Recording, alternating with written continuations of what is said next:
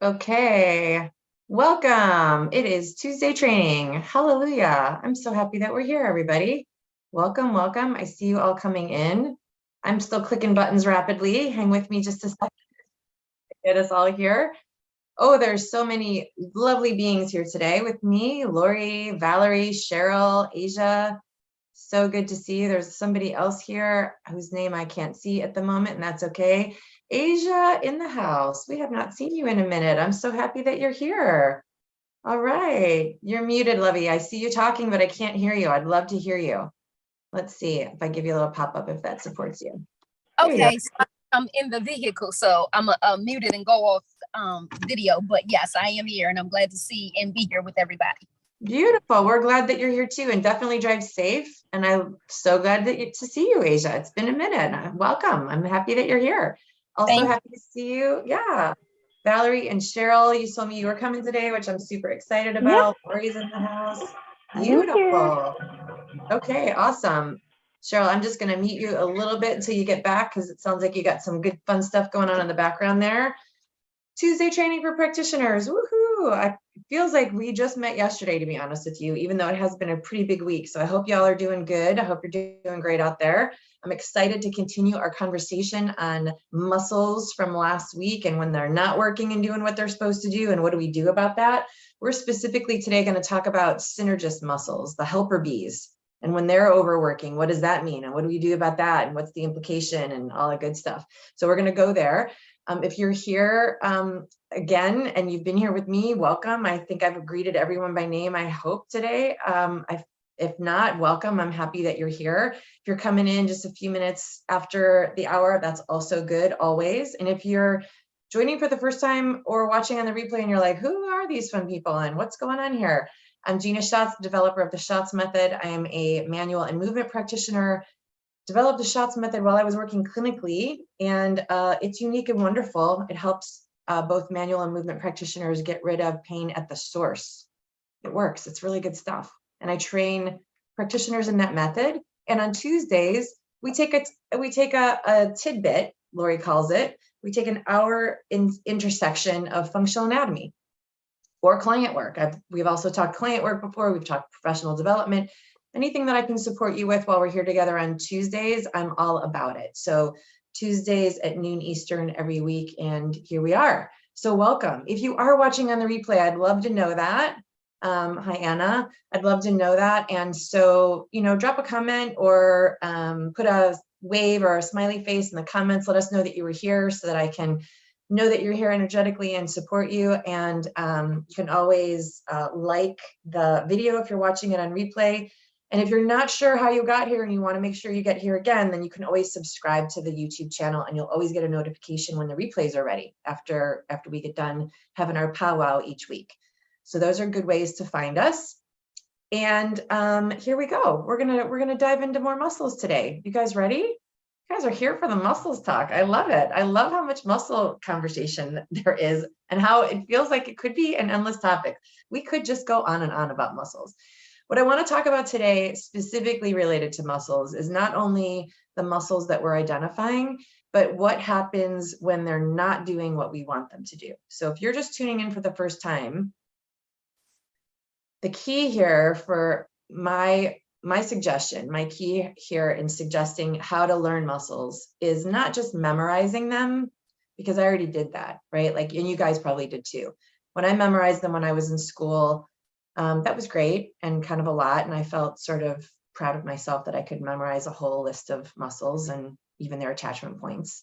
And great. And that's sort of where it ended. But that didn't really tell me what to do about it. It didn't tell me what to do when I was working with a client. So I still think we get to know the muscles and maybe not memorizing every single name or every single attachment point. But I would recommend knowing the main muscles that do a joint action. So joint actions, you get to know them and you get to know what muscles do those joint actions, the main guys. If you start there, then you can troubleshoot what to do when they are or aren't doing what they're supposed to do. And you can also troubleshoot into how to get them out of trouble. Okay. If you don't know the joint actions or the muscles that do them, it makes the rest of the conversation feel really heavy and it doesn't need to be. we still get to think, we still get to use our minds and strategically think through the function and the way we're designed. But I feel like if we do it in that order, it makes it a whole lot easier to approach. So if you're joining in for the first time on the replay, just know that you want to know the joint actions and the main guys, because what we're going to do today is we're going to move to the second tier guys, meaning muscles, right? So the main guys that do the muscles and who helps them play a big part in the function. And so we're on that today, who helps them and what to do when they're not behaving, because oh my goodness, now we got a whole bunch of muscles to babysit. So that's what we're going to focus on today. And before I dive in with that information, I know the lovely beings here on the screen were with me last week. Do you guys have any questions? Do you beautiful humans have any questions from last week or where we left off? Are you ready to dive in for today? Is there any gaps to be filled? Anything coming up for you guys? No, just a quick what you said about knowing the joint action and the main muscle that does the joint action has been like super helpful. Like, because otherwise it gets a little, for me, it gets really big, really quick if I let them. But when I come back to, and I know I've said this before, when I'm like, what's the main muscle that's doing that? Okay, is it firing? Is it not? And then I can go from there. It helps to really narrow what feels really big, bring it back. Hi, Lynn. Hi, Cruz. I saw you came in as well. Lori, do you want to say a little bit more about that in case folks are like, well, I don't really want to back up and learn joint action. How can you talk about how it helped you and why you think it's an easier, quicker path? Yeah. Yeah, I have a friend.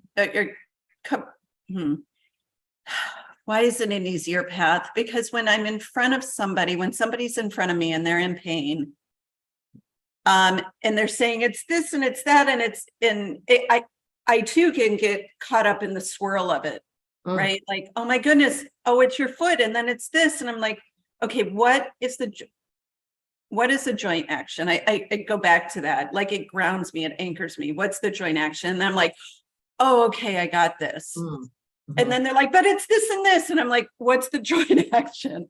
And then what's the muscle? Because again, they can get a little bit swirling. They're in pain. And if I'm going to be their anchor and help resolve the pain, then I get to be really calm and confident in what I know. And when I know that, when I'm like, okay, oh, I do know joint action, cool, then it centers me, it grounds me real quick. And as within, so without, and so then they also feel like, oh, she's got this, confident. Yeah. Beautiful. Okay, awesome. Welcome, Sylvia. It's nice to see you too. Y'all are jumping in here. I love it. Yeah, I feel like we as practitioners get ourselves, and let me start this sentence again. I believe as practitioners, especially those of you who are here involved in this conversation, I know that what you're up to is really heartfelt work.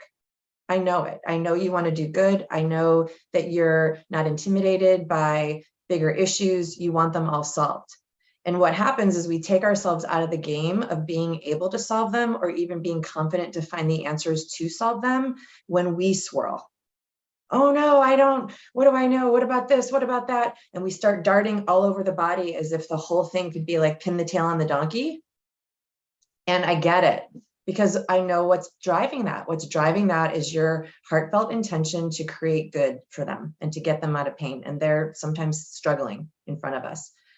So my intention as we're practicing together and training together is to give you the through way, right? If you just focus on this, yes, there's a whole lot to the body to consider, but if you just focus on this, you will get to the end of the sentence. You will get to the end of the line. You will create a solution of some kind. And then you can start over from step one instead of having 14 possible step ones and you don't know which one to choose. Right? So thank you for bringing that up, Lori, and for being like vulnerable and sharing all that, because it's true. We all do it and we think we're the only ones and that all the other practitioners know better than we do. It's not true. It's just a style of it's a style of presentation, really. It's like organizing your mind to stay on task, to go with what you know, and to follow it through to the end, rather than letting yourself get distracted. And that's true in all kinds of places in the world. Anatomy just happens to be one of the easiest places to spin out. So again, as we tie this back to muscles and resolving pain and functional discrepancies, what is the muscle that's doing the joint action?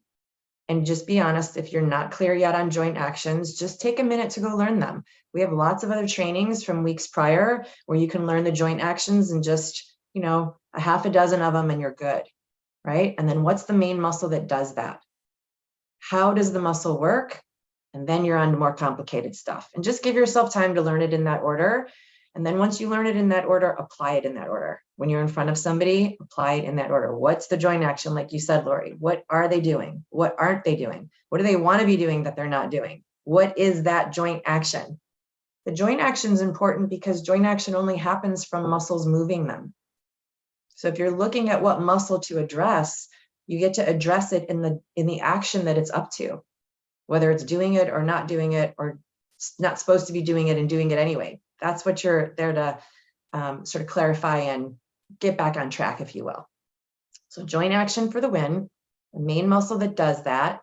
And today we're going one step further, and what happens when the helper bees are also involved. So if today's conversation feels like you're ready for it and you're like, yeah, awesome, that's exactly the next step I needed, perfect, you're in the great place. If today's conversation is like, what the heck, I don't know anything, and you start going, don't go down that rabbit hole, just back it up. Just back it up. Maybe you need to go back to prime movers. Maybe you need to go back to joint action. It's okay. And it doesn't take forever. Okay. So just give yourselves permission to learn at the step that you're in, and then you can start stacking from there. But don't try to make it harder, faster, and push further than you're at. It'll just start to spin you, and you don't need to do that. You get to be really calm and confident when you're doing great work. Okay. All right. Awesome. Any questions before we dive in? There's so many of you who jumped in while I was talking. I want to make sure I say hello to everybody, whether you're on camera or not. I'm happy that you're here. I get it. Sometimes you can't always be on camera. Cruz, hi, Lynn. Cruz, I did say hi to you when you came in. Pauline, it's good to see you. Sylvia, also here. Yvette, so great to see you, Yvette. I was thinking of you recently, and I think your phone number changed, so I tried to reach you. So I'm happy that you're here and doing well. Hope that you're doing well anyway. And love having you here. Okay, beautiful. So last week we were working with, and last weekend, I believe the week before as well. And I'm saying that in case you want to go back and watch some of the replays, and if you need to back up a step to come forward, we were using hyperextension of the hip as the main joint action. And I really love this one because joint action at the hip is complex because it's a 360 joint. So you can get into all kinds of joint actions, which means there's all kinds of prime movers and then all kinds of synergists. So we're going to stay with that joint action and build as we go here through this conversation. And it'll make a nice, connect the dots if you're watching these trainings in sequential order. So hyperextension of the hip. Tell me in words, what does that look like? How do you know a body is exploring hyperextension of the hip? What do you see? What does it look like? The leg behind the midline, as in the gait. Yep. Leg behind the midline. It does happen in gait. It can happen standing just on one leg. It can happen in movement. It happens in all kinds of different places. It does not happen in sitting. So it would be the opposite of sitting. In sitting, the femur, the thigh, the leg bone is in front of the midline. Okay, so if you think about the midline as like a pole in front of or behind, right? Perfect.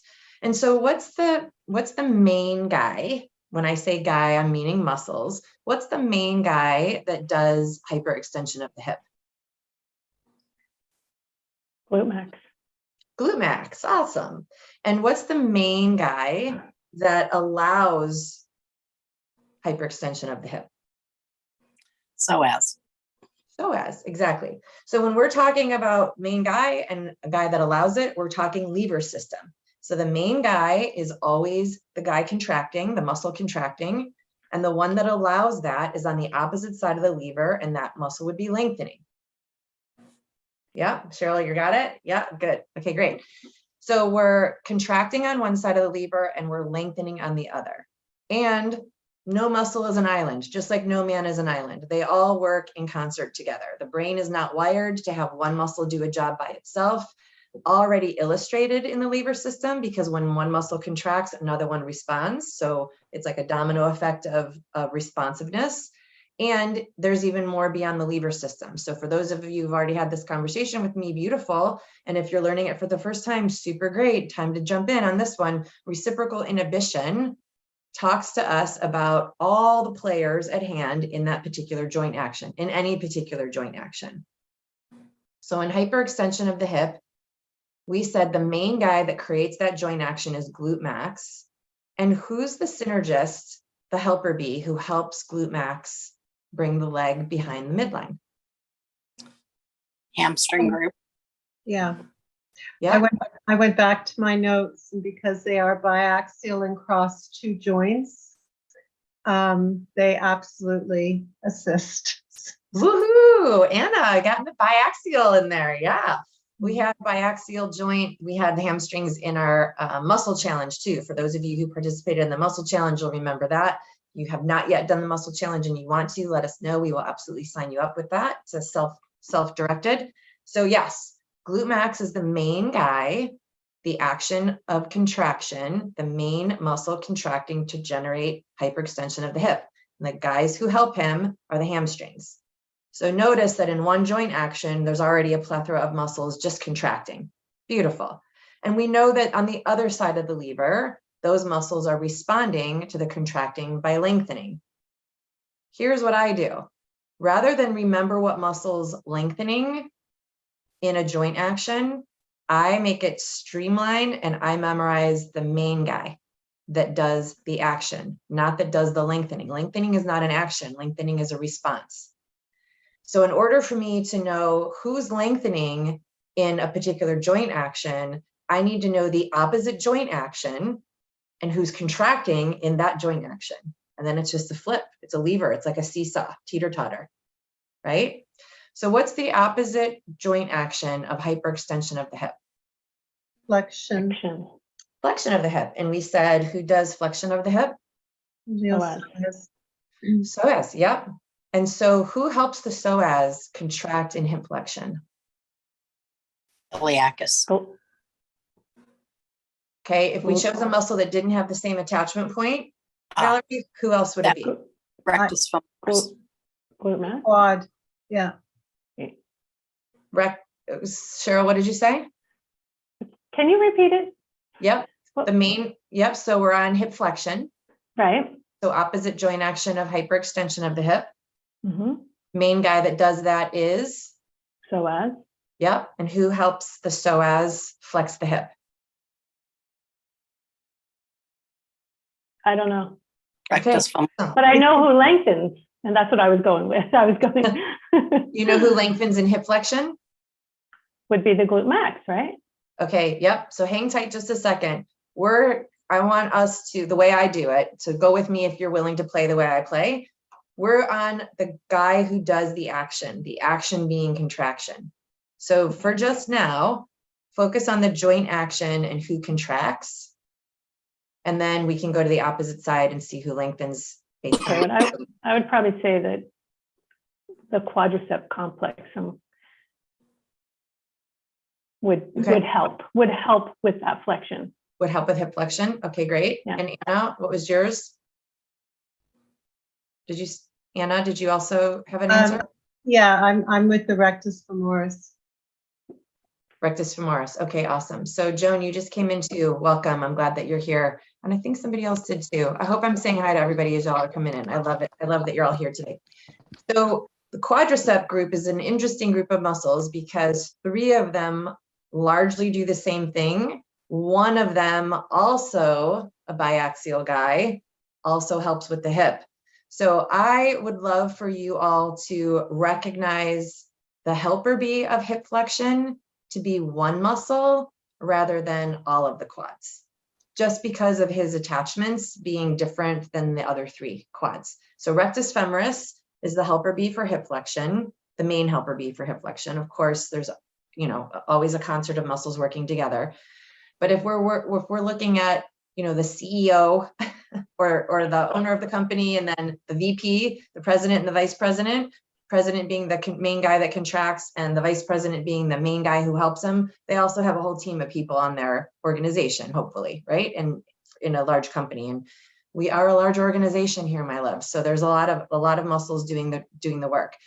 So rectus femoris would be the main second runner-up for hip flexion, which is not the same as saying the quads, because only one of the quads, rectus femoris, also crosses the joint, which can do hip joint action.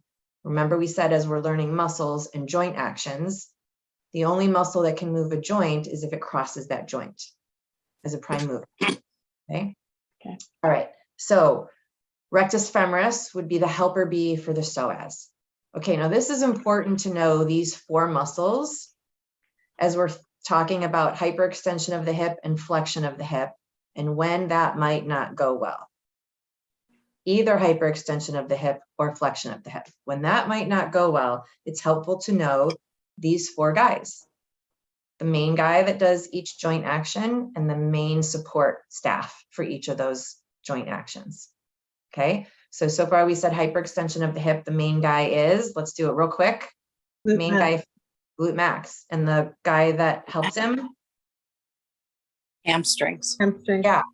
And the opposite joint action of hyperextension of the hip is Flexion. Extension. hip flexion, main guy who does that. Psoas. Psoas. Yep, and the main support staff. Rectus femoris. Rectus. Woo, look at you. Now, if you just took that information right there and ran with it, you'd solve a whole lot of problems for people. For real. For real. So let's walk through that. If someone is in hyperextension, let's get Murph on the task. If someone's in hyperextension of the hip, leg behind the midline, and glute max is not doing most of the firing, what do we assume then is bringing the leg back? Hamstrings. The hamstring. Mm-hmm. And what gets to lengthen for the leg to come back behind the midline? Psoas. Psoas. Mm-hmm. What And else gets to lengthen? Rectus. And rectus femoris. Yeah, exactly. So let's think for a second about a lunge, whether it's a low lunge or a high lunge, or just standing with your leg behind you. When we are testing these 4 muscles and we're wondering if glute max is working and the hamstrings are working and psoas is lengthening and rectus femoris is lengthening as well, just by standing in a static position with the leg behind the midline, what muscle should be the most contracted? Glute max. Glute max. How can you tell if it's contracted? It looks juicy.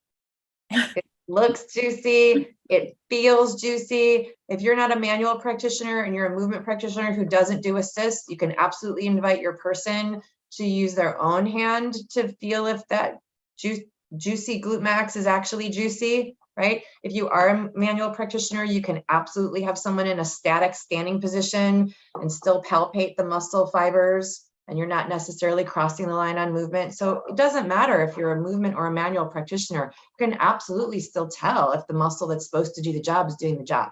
You got to know who that is to be able to test it, but then you can absolutely test it. How would you know if the hamstrings are helping? How would you know if the hamstrings are helping? They're firing. You can see them. You can feel them. Okay, you can see them, you can feel them. Cruz, did you say something? Mm. I thought I saw your thumbnail light up. How specifically can you tell? Let me ask it this way. You're the practitioner in the room with someone and you're not sure if hyperextension of the hip is happening with the right muscles doing it. How do you know for you that the hamstrings are working?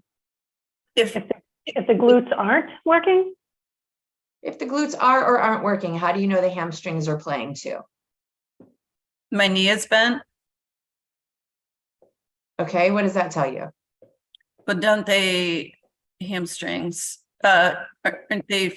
Let me think of the joint action, main joint action of hamstrings Mm-hmm. are knee flexion. Mm-hmm. So if I have my leg behind me even say I'm standing and I'm in hyperextension of my whatever leg. Hip. If my knee is bent, my hamstrings are they're working, they're engaged. So Are they working for hyperextension of the hip, or are they working? No, they're working for flexion of the knees. So if my knee, let me go back to the main question was, how do you know if your hamstrings are also working in hyperextension? Uh-huh. Right? If my knee is bent and I'm in hyperextension, then they have to be, right? Well, they don't have to be, but yeah, they kind of have to be.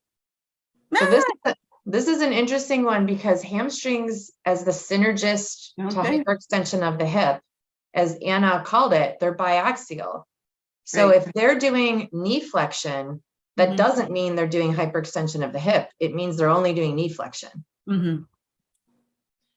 So it sometimes trips us up. We think, oh yeah, the hamstrings are engaged because the knees are bent. Yeah, they're engaged for knee flexion. But remember when I offered that we learn joint action first? What joint action are you testing, and what muscle does that job? So sometimes we overlook the hamstrings as practitioners because we mistakenly forget that they're a huge part of hyperextension of the hip. And our knees are bent so often that we think, oh yeah, hamstrings are engaged. Not true. Not true for hyperextension of the hip. So how would you know, for you as the practitioner, that the hamstrings are engaged to support the action of hyperextension of the hip? Because that is their job. They're second runner-up. They're VP on the job. How do we know? Palpate. Okay, say more, Val. Pardon? Say more. Where would you palpate, and what would you palpate? The upper portion of the quads. Upper portion. Upper portion. Oh, Or not. Sorry, say it one more time. I think that our timing is internet exclusive. Say it again. The upper quads don't always kick in like they're supposed to. You meaning hamstrings? Oh, yes. I'm sorry. Yeah, Did it again. I knew what you meant. So say it one more time. Say it one more time. All right, so the upper portion of the hamstring group is not doing its job. Yeah. And it's more like jelly. It's not firm. Right. Exactly. Even when the knee's bent. Yes. They can be contracting to do knee flexion and not to support hyperextension of the hip. So in hyperextension of the hip,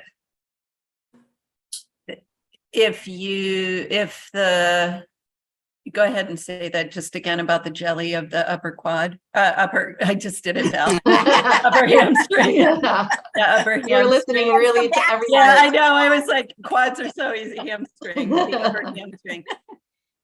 It's the flip side. Say it again, Val. Right. Yes, say it again for us. It's the flip side. The upper portion of the quads No, may hamstring. not be firing. The hamstrings may not. Hamstring. Stop it. Not Stop it. firing. Got it. Take the hell out of us. I have quad on the brain for some I reason. know. You and me All both. right. We'll get there. We'll get to quads. So Super if they're jelly, upper part of the hamstrings, if they're jelly, then that means that they're not helping the glute max. Is that, Yeah. get that? Okay. Yeah. That's hard to feel. It's And part what of if you can't feel, like, what if you're not a manual I mean, practitioner and you don't have permission to feel? How can you help someone and tell? Have Okay. them Okay, so hang tight, guys. So hang tight. Here's the general rule for all muscles. If the muscle's supposed to be doing the job and he is jelly, he's not doing the job because the job is contraction. That's universal, right? Not like, oh, what if it's this muscle? What if it's that muscle? So I heard a little bit of that. Go back to what you know, because it'll make it easier.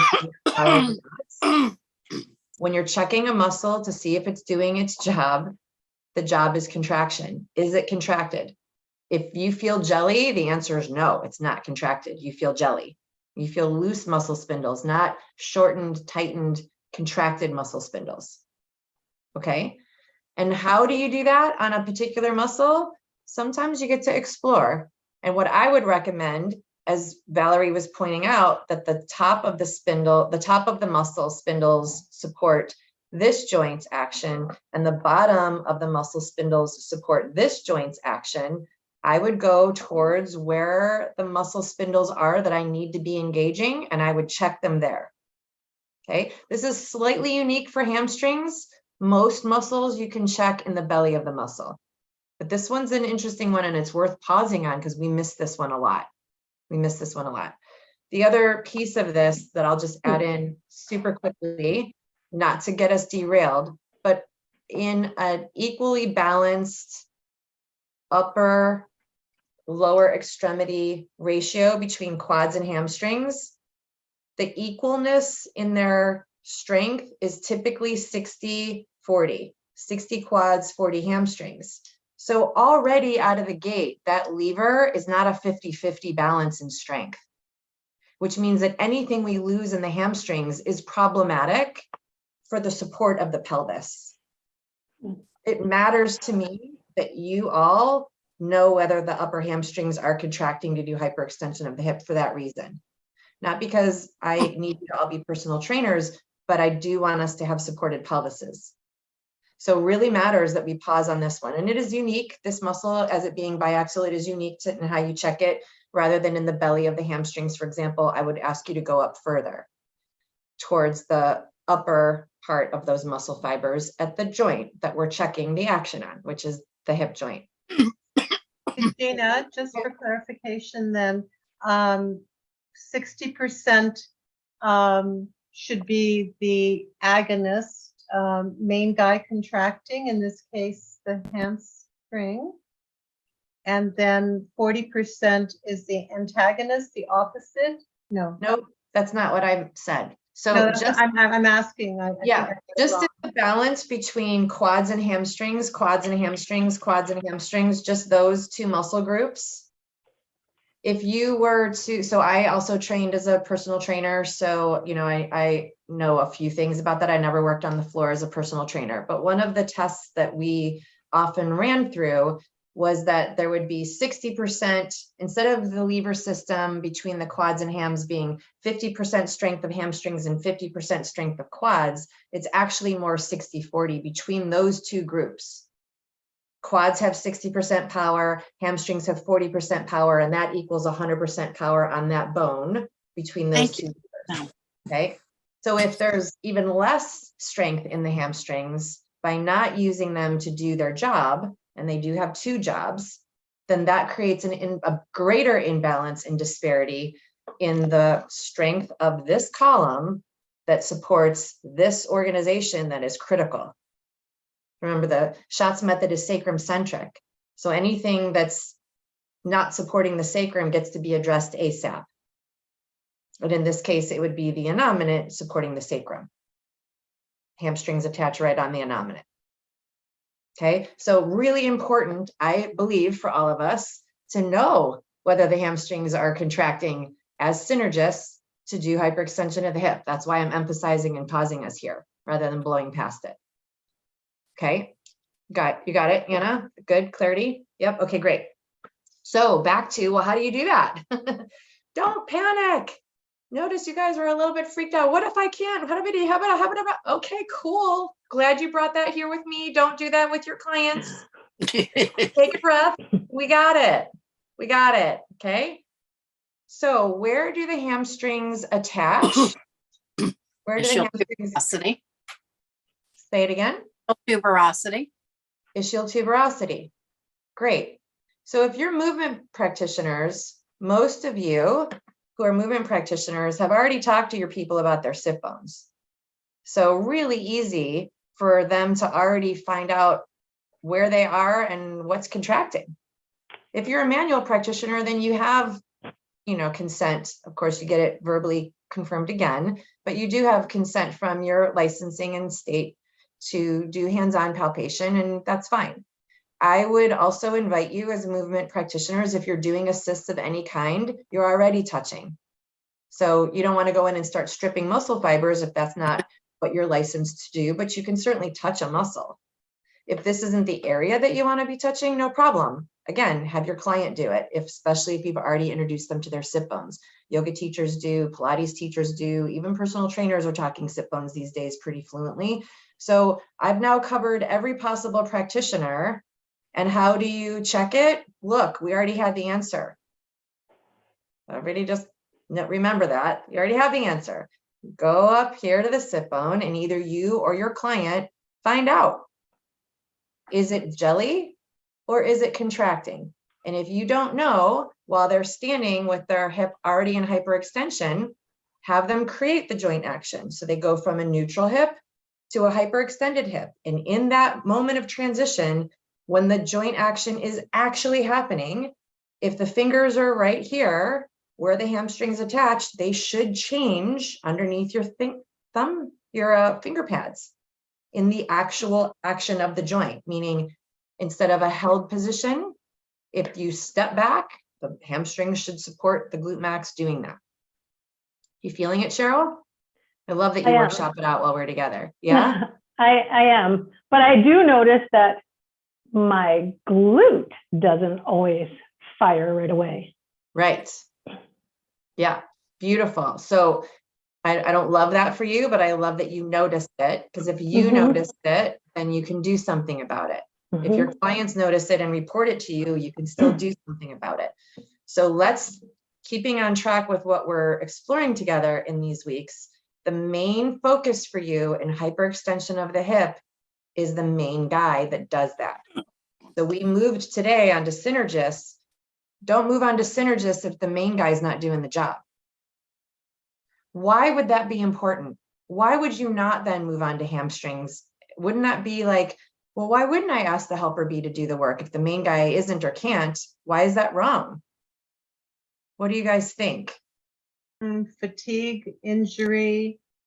Yeah, that's not what it's designed to do. So Yeah, what about when helper B gets tired, and then what, and then what, and then what? Yeah, to Anna's point, yeah. Bingo. Yep. This is the golden rule, loves. When the body is used the way it's designed, there will be no pain. Because we're born designed divinely. This is gorgeous. It's when that gets intercepted or we learn patterns or adopt other habits where we get ourselves in trouble. So if we're designed for glute max to do the job of hyperextension of the hip, and again, just notice where we started. What's the joint action? What's the main guy? I promise you there's so much gold there. If we're designed for glute max to do hyperextension of the hip and it's not, there's your work to get that to happen. Because everything you already said, if the Synergists step up and do the main guy's work, the example that I like to use for that, it's like if you work in an organization and a coworker goes on vacation and you step in to, take care of their clients or teach their classes while they're gone so that the studio can still run or whatever it is that you're doing, you could do that for like a week. But every substitute practitioner that I've ever talked to was like, wow, that was a big week. Holy smoke. That's not sustainable. You can do it for a little while, but it's not sustainable. Same thing goes for muscles. And when muscles aren't doing their job, by definition, it's a compensatory pattern. Doesn't mean it's a detrimental compensatory pattern out of the gate. Like, Cheryl, you're not like doing a detrimental thing right now by stepping your leg back and noticing that your glute max didn't fire. But over time, it could be. Right? Over time, those muscles are not designed to do their job. They are going to fatigue. And then another compensatory pattern has to jump in for you to still do the action. Your body's going to walk you to the refrigerator to get your snack, whether it's doing it with the right muscles or not. It's going to do whatever you ask it to do. And the cost is what usually leads to pain.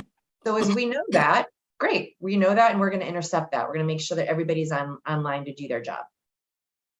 Okay, so first things first on hyperextension of hip is glute max. Testing it, is it jello or is it firm and rumpy and juicy, like you said, Lori? Second step is the Synergist, the main Synergist, the hamstrings. And we've identified how we're going to check those. Put your finger pads right up on the sit bone. And when you're stepping back into hyperextension of the hip, do you also feel the hamstrings engaging? Okay. Step 1 and step 2. Perfect. And then we have the other side of the lever.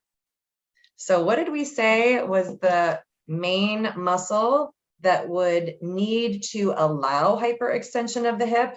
And here's how you know that. What's the opposite joint action of hyperextension of the hip is? Flexion. Flexion. Yep. So whatever muscle does that job is the one allowing the opposite action, right? So what muscle was that? We said it already. OS. Psoas needs to lengthen. And who helps psoas? Rectus femoris. Rectus femoris. Right.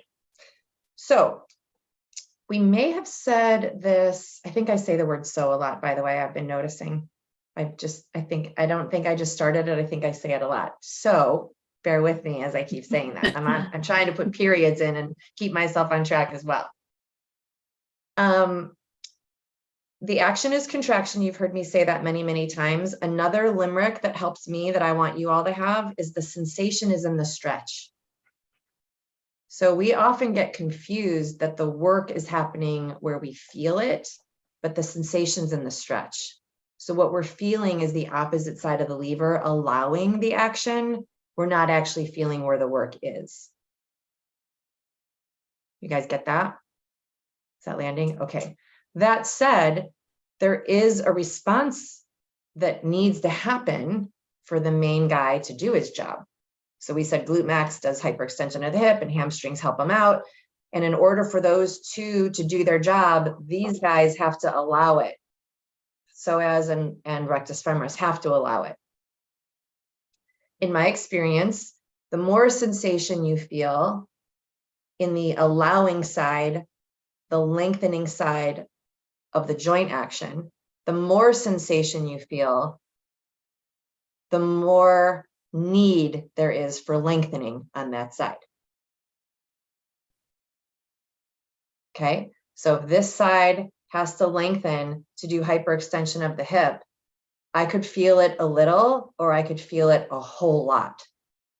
And if I feel the lengthening side of the lever a lot, that should be an indication for you as a practitioner that there is a potential shortening here that could be preventing this side from contracting. Okay, now just because the sensation is in the stretch doesn't mean we start there. Because again, the other limerick, the action is contraction. So how is the body designed? The body is designed to contract, lengthen, and response. Always start there.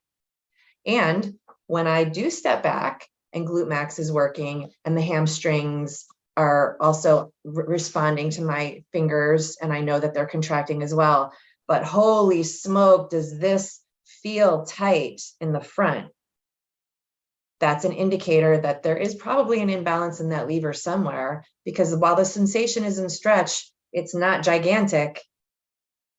It's not, doesn't have to be. The more sensation in the lengthening side, the more need there is for the lengthening.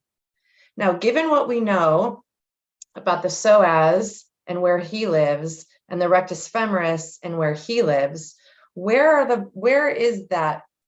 How much of the body does that traverse? Where is the psoas? Roughly, if you don't have names of attachment points, that's okay. But where does the psoas live? Internal. Front of it. Along the lumbar spine. Yep, internally along the lumbar. And then it crosses and it joins into the lesser trochanter.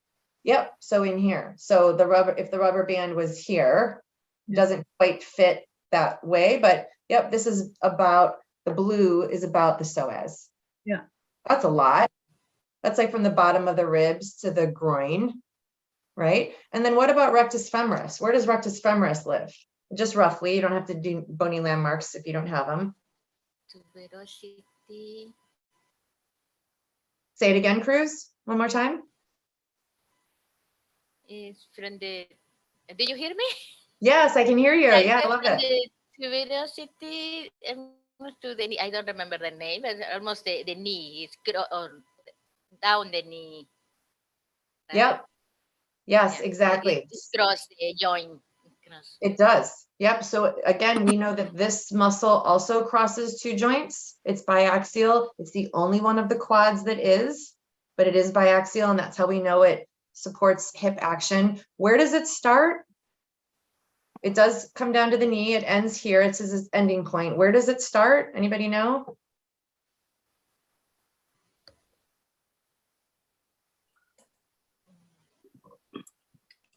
Can you repeat? Yeah, where's the top of rectus femoris? Where does he start? You don't have to know the name of the bony landmark. At the top of the pelvis? At the top of the pelvis here. No, No. down far. Down. Tell me where. Tell me when. Down Down. Yeah, inferior about there. iliac Yep. spine. The Yeah. lesser exactly. trochanter, I think. Trochanters are down on the femur. Yep, but it's the AIIS, anterior inferior iliac. Yep. And it's okay, again, if you don't know the names of the bony landmarks, that's not the deal breaker, really. But knowing where the muscles are and what they do matters. Where they are so that you can tell if they're working, and what they do so that you can instruct optimal movement, okay, and correct functional patterns. So rectus femoris starts here and goes all the way down the femur to the knee. Right. So if we're talking about the hip flexors, the main guy and his main support staff, we're talking a bunch of property, that real estate from here all the way down to here.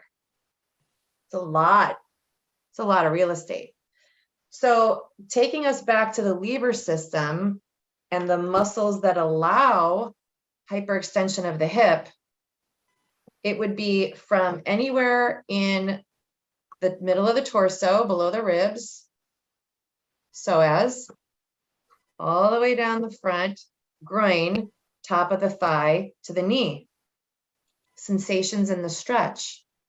So if I'm lengthening the hip flexors because I'm in hyperextension of the hip, you could have a sensation, or your client could have a sensation anywhere from the middle of their torso, the front of their pelvis, all the way down to their knee. You need to know what that means. If you know the muscles that are lengthening and you know the sensations in the stretch, you'll know, oh, that's great. That's what that means. They're lengthening. Here's what I recommend. Also use prime mover and Synergist to interpret that lengthening sensation. So if I'm in hyperextension of the hip, or a client of mine is in a low lunge, let's call it, and they're stretching, most of us when we're lunging believe that that's a stretch for here, and that's not inaccurate, but it will only stretch if this side's contracting. Otherwise, it's just pulling tension on muscles to lengthen, but that's not the action that's happening. The action that's happening is contraction here and length in response. If these two muscles aren't contracting and I'm feeling a sensation here, all I'm doing is putting tension on muscle spindles. I'm not actually stretching. That's important. The lever system tells us that lengthening happens in response to contraction. Lengthening doesn't happen in a bottle. Good. You guys got that? Okay. So if I'm in hyperextension of the hip, these two muscles, muscle and muscle group, are contracting, and I'm feeling the sensation on the anterior side of the hip, the muscles that are allowing it, and I'm feeling it sort of like midway in my belly button-ish area. For me, what I've recognized clinically is that's good. That's like midway on the psoas, belly of the muscle lengthening, perfection, absolute perfection. However, if a client is telling me that they're feeling it in their knee or their thigh is on fire, now I know that rectus femoris, who's supposed to be supporting the action, is probably doing more of the action of contraction than he should be, or the lengthening wouldn't be so sensational.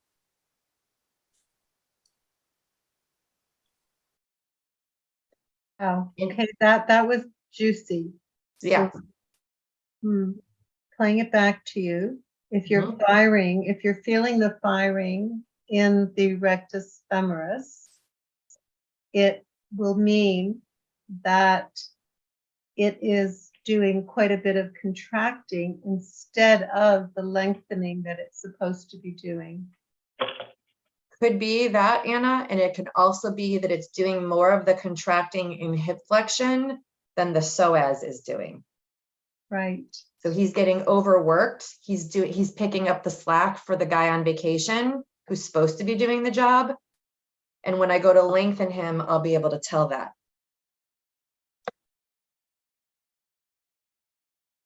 The other way that works, this might be particularly interesting for you, Miss Anna, is that if I'm doing a job that the psoas is supposed to do, but the helper bee is screaming because he's doing all the work, he's tired of doing all the work that the main guy is not doing. So like in boat pose, if my thighs are ablaze in boat pose, it's because the psoas isn't actually doing the work. He's relying on his helper bees too much, which means that in a lunge after boat pose, I will probably feel it down my thigh. And it's not possible, sorry, that in that case, when the rectus is overworking, the abs go involved too, because they have to stabilize the joint, right? Ideally, Cruz, they would be stabilizing the joint, and the first rule of thumb when it comes to contracting muscles is that the bones must be in alignment first. Otherwise, when the knees go in front, you bend the knees and the knees try go together, because you are not stable. So because the rectus is not doing the job. exactly. So when the knees come together, you're borrowing work from the adductors. When you're in a boat pose position and you're meant to be using the muscles around the torso, but the lumbar spine's actually in a little bit of flexion, it's not in alignment, those abs can't stabilize. The muscles can only do their job if the joints are aligned first, bones are aligned first. And that includes at the joints. Sorry, what was that? I was about to ask a similar question, but I think you just tackled it. Because I want to say a client will have to be pretty body aware to understand. This is if you're not touching, to be pretty body aware to understand if the quads are overworking and they're experiencing discomfort past what they should be experiencing. But based on what I just heard, it sounds like if the alignment is there, and that will be a communication mechanism that the body is doing what it's supposed to do. Did I say it? Am I on point? I think so, Asia. I would bring the responsibility back to the practitioner about the awareness. So, and I put that in the category of visual assessment. Okay. So we need to know what alignment is and what neutral alignment is, and we need to be able to spot it. And if we can spot it, and we know that our clients are set up for success, then whatever sensation they have, whether it be a muscle working or a lot of sensation in a stretch, that just gives us information about the state of that muscle. But we can't assume that they know optimal alignment and then put all the onus on them to translate what the sensations are. We've got to lead them towards optimal alignment. And you don't have to be a manual or a movement practitioner to do that specifically. You need to be a practitioner who uses their eyeballs for visual assessment and be really good at that skill. Yeah, understood. Okay. Yeah. And that's also, you know, it comes with the territory. Like we learn it as we go, and we spend a lot of time on that here in our community as well. So sometimes I sound a little harsh when I'm bringing up, you got to do this, you got to do that. It's a skill. Oh no, well received. I bring that up. I have a client and she has, I think it's called a heterotopic ossification. Mm-hmm. And she has a bone growing through her soft tissue where the bones are not supposed to grow. Mm-hmm. So it precludes her movement heavily in the hip area. Mhm. It also precludes her going into correct alignment. That's just her anatomy. Mhm. When she's unable to align, let's just say shoulder, hip, ankle, her body shifts because it overcompensates for the hip that doesn't, or the side of the body that doesn't have that heterotopic ossification. So she's always in pain because her alignment, her body alignment is always off. And in helping her to attain that alignment comes a lot of on her part. She gets very discouraged, and in her discouragement, this just happened to me last week. She's in tears, and it's not her fault. Her anatomy is like that. That's just how her body is. At a very young age, she had hip replacement, and that's just her bones wasn't finished growing, so it caused all types of issues. But that's on another story. But my point is, her alignment, because of her anatomy, is off. So it's and it precludes her from doing certain movement patterns. And some of the movement patterns she is able to do because of her alignment, she can't execute them fully, if that makes any sense. It does make sense. And I still feel like there's possibility here for both of you, because the ossification doesn't prevent the alignment specifically. What the ossification does is it irritates the tissues that it traverses. And those tissues are still designed to be attached at the joints where they are. So my belief, and I'm not in the room with your client, and I'm not by any means checking in on what you're doing. But if a client called me and said this over the phone, this is what I would think. I'd think, you know what? They probably developed a habit, a pattern in their body, either before the hip surgery, after the surgery, or at the time of that growth. And that pattern is what's in the way. And if I can get that pattern repatterned, then the body will make sense of its ossification. It'll adapt in some way. That's what blisters are about. I'm not making this an association to the complexity of a blister, but when the body is faced with something, it has protective mechanisms. That's what compensatory patterns are. So the body will compensate whatever BS you're putting it through. It'll find a way to survive. And so which one did it create? And can we take away all the other patterns and have it just create the corrective compensatory need that it has around that ossification, and then put them through movement? And that is step 5. Movement is step 5. And what I'm hearing now is that she's having pain while she's moving because you're too soon in the game. You're having her do functional patterns, or she's doing functional patterns that she hasn't been patterned to do efficiently. And that's what the pain is. And I hear you, there's something to consider, and there probably will be a need by the body to adjust for that, but I don't think it's a deal breaker. I don't think this is where her story ends. And that's what I would tell her if she called me. And so thank you, because I needed that, because she's crying and I'm crying. I'm like, oh my God. No, Asia, you just tell her. Need it, because I was like, she's beyond, I'm thinking my skill set may not, fit this client, but I think I can help her. I think I'm encouraged. Thank you. Of course you can. And our skill sets don't always meet our clients when they walk in, but our potential does, or they wouldn't choose us. So just know that she chose you for a reason. And maybe that's why you're back here today. Maybe there's something more for you to learn. Great. When she came in, I wanted to call you on the phone. I have to be honest. Well, then freaking call me. You have my number anytime. I will. I didn't want to bother you, but yes, I said, I need to go back to Gina. Anytime. So good. I'm glad that she's with you and that you're with us and she gets to be supported. So yes, this is not where her story ends, in my opinion. Even though I'm not in the room with her, there's still more to explore for sure. All right, my loves, I could talk shop with you guys all day. And I'm just aware of the time. And I know that I promised you all an hour, and I'm sure you have other things to take care of today, like people who need you, who are in pain with crazy things happening in their bodies. So thank you for all the amazing work that you're doing in the world. Thank you for being here. and pouring into yourselves, because I know this is an investment not only in you and also in the people that you serve, and that matters to me.